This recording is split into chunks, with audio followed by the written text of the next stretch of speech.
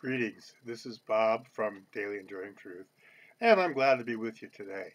You'll notice I'm inside because of the weather and because it's sort of hard to get out while watching our dog.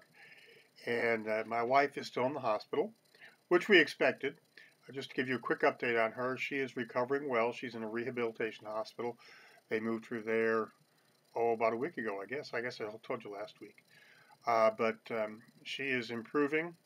She's able to do a lot more independently, and we expect her home late next week. So I just want to let you know what's going on with her, because a lot of you have asked about her, a lot of you have prayed for her, and we appreciate that prayer. We appreciate the fact that God continues to work and that He continues to work through His people. This week we have an interesting story, because it's just two stories right in a row that are just, wow, amazing. In the first one, Jesus takes Peter, James, and John aside and goes up to the mountaintop. And we all know that story. Peter, James, and John are sitting there, and I guess they're thinking Jesus must be lucky to be there with Moses and Elijah. Think of that. And then the fog comes in.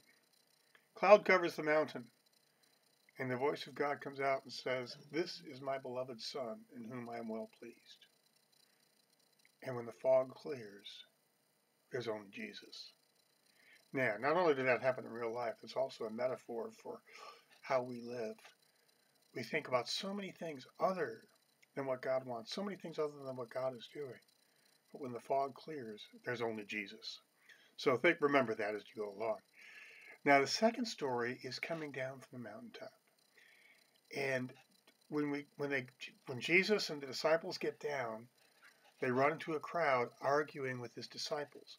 Now, the scribes are yelling at the disciples because they can't get rid of a demon. Mind you, the scribes couldn't get rid of the demon, but, the disciples are the bad guys in this. And so Jesus comes along, and He finds out what's going on. And He has an amazing interaction with the Father. And the Father finally says, "If you can help, would you please help?" Feel how beaten down that Father must have been. Think about that.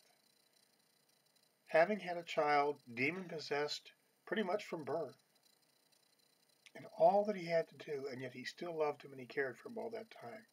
It's hard to be a caretaker, and this man was a caretaker. And I think one of the things that the disciples missed was that when trying to heal the disease, they forgot to minister to everyone involved. They focused on the disease and not healing the people involved. Jesus not only healed the boy, He healed the father. The father who uttered that beautiful cry of belief, of faith. "I believe, help my unbelief." We don't want to say that we have unbelief today as followers of Christ because we know better. We couldn't have unbelief. But yeah, sometimes we don't believe. And sometimes we cry out to God and we say, "Lord, I believe You, but help me unbelieve because I just can't believe You'd take care of things this way." God does some amazing things, and we're grateful for that. Excuse me. With asthma, you tend to cough a lot. It's not any other problem right now.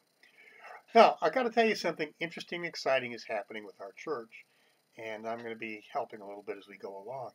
And we're starting a virtual community tomorrow. Now, the church I go to, you can find the website is 2bc.org.